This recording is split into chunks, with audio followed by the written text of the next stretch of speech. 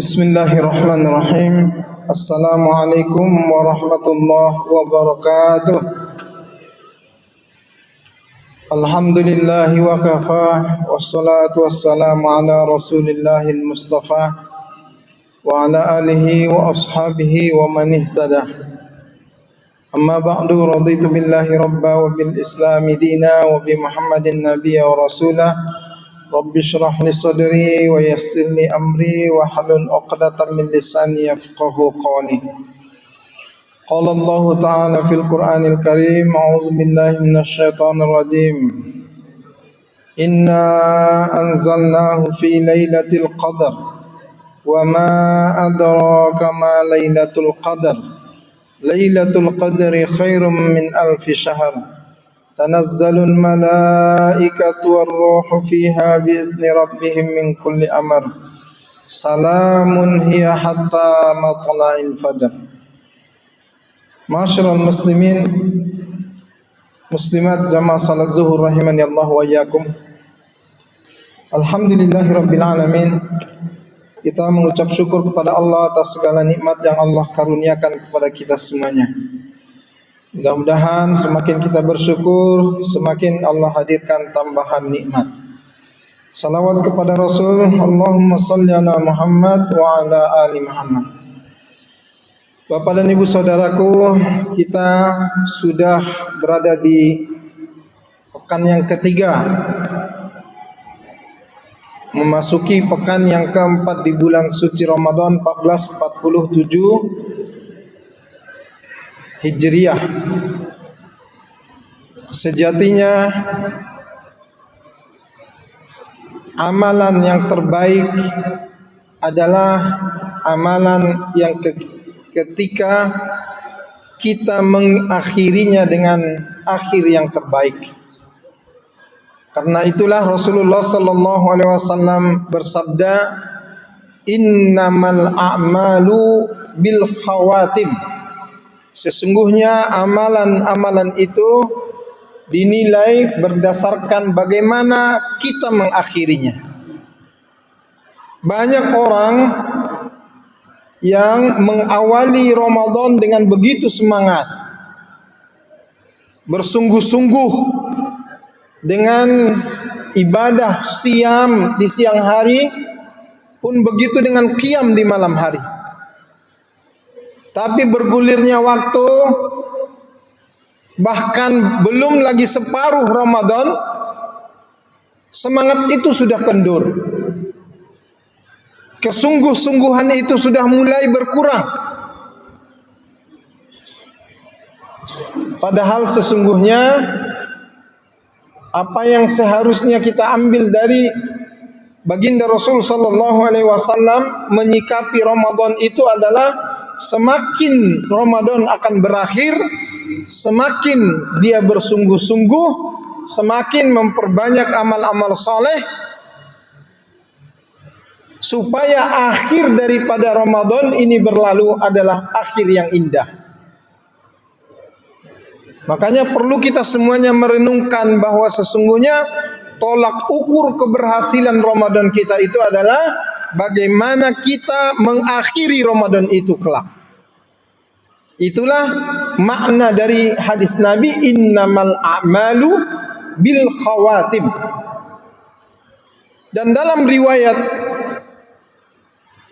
Bukhari dan Muslim, Rasulullah sallallahu alaihi wasallam dikatakan dari Aisyah radhiyallahu taala anha qalat, Aisyah berkata, kana Nabi sallallahu alaihi wasallam, Nabi sallallahu alaihi wasallam idza dakhalal ashru, kalau sudah memasuki 10 yang terakhir di bulan Ramadan, ahyal lail, dia menghidupkan sepenuh malam-malamnya.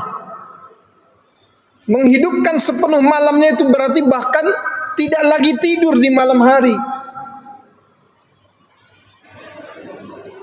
Aiqazahlah, bukan hanya dia mikirkan dirinya sendiri, tapi dia juga peduli dengan keluarganya. Istri-istrinya juga diajak, dibangunkan untuk kemudian menghidupkan malam-malam terutama yang 10 terakhir di bulan Ramadan.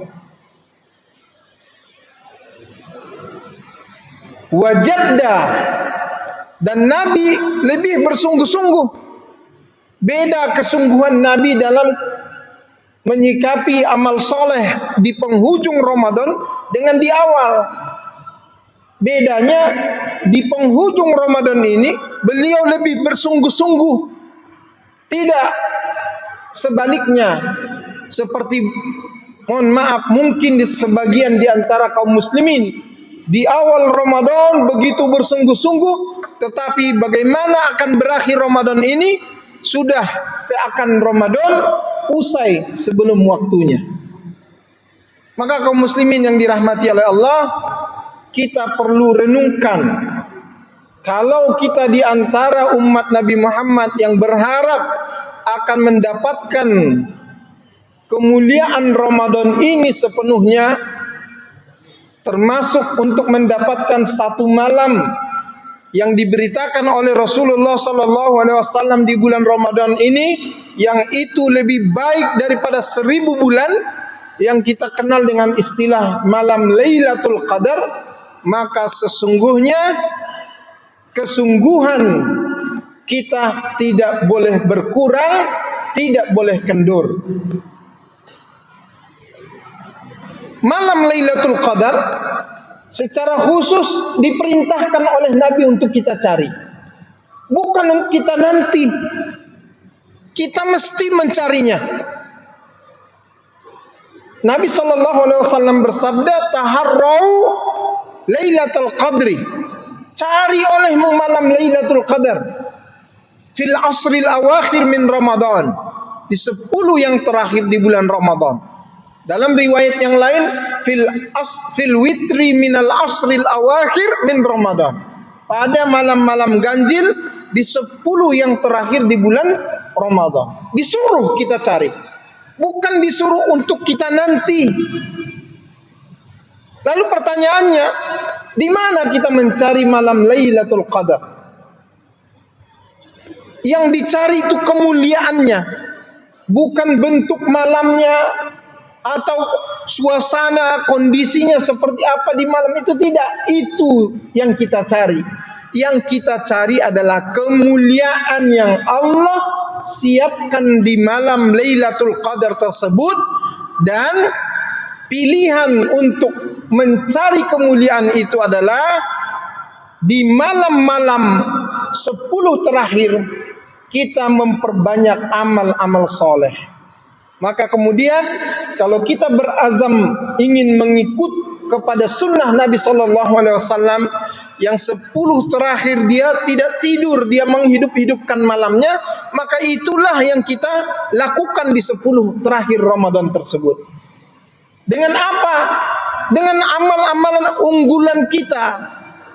Di situ ada kemudian qiyamul lail, salat tarawihnya jangan pernah ditinggal, witir, tilawah Al-Qur'annya dikencangkan.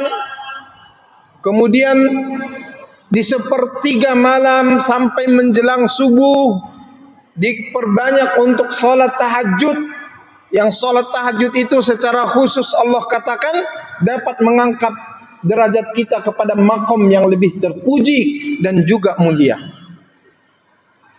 Amal-amal inilah yang kemudian perlu kita kuatkan, banyakkan untuk kita tegakkan di 10 terakhir Ramadan tersebut, tanpa harus mencari tahu bagaimana warna malam Lailatul Qadar, bagaimana keadaan malam Lailatul Qadar. Fokusnya kita adalah kepada amalan.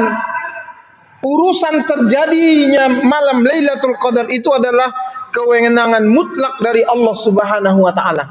Yang ketika malam itu terjadi di saat yang sama kita melakukan amal soleh, maka amal soleh yang kita lakukan itu dihitung di sisi Allah Subhanahu wa taala seakan kita melakukannya setiap malam selama 1000 bulan lamanya, atau bahkan setiap malam sampai 83 tahun itu dihitung kita mendapatkan pahala kebaikan hanya dengan satu malam itu kita melakukannya dengan amal soleh, maka bertambah umur kebaikan kita. Jika Allah takdirkan kita meninggal dunia di usia 60 tahun, maka sesungguhnya usia kita di sisi Allah plus 83 tahun. Jadi 143 tahun yang dihitung di sisi Allah kalau kita satu kali malam Lailatul Qadar melakukan amal soleh. Kalau misalkan setiap Ramadan kita bertemu di saat yang sama dengan malam Lailatul Qadar, kita melakukan amal yang soleh, juga dihitung oleh Allah satu malam itu lebih baik daripada 1000 bulan yang kita jalani.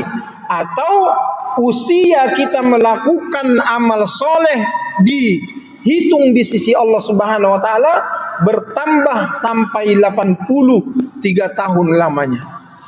Inilah yang membuat Rasulullah, para sahabat, orang-orang soleh terdahulu kemudian memilih malam-malam 10 Ramadan itu meninggalkan semua perkara dunia.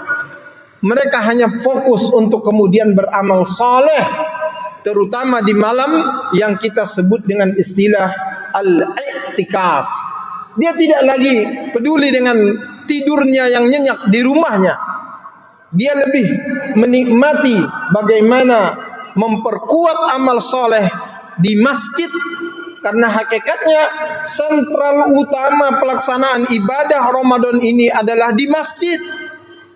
Bukan di jalanan, bukan di rumah-rumah, bukan di pasar-pasar, bukan di mal-mal.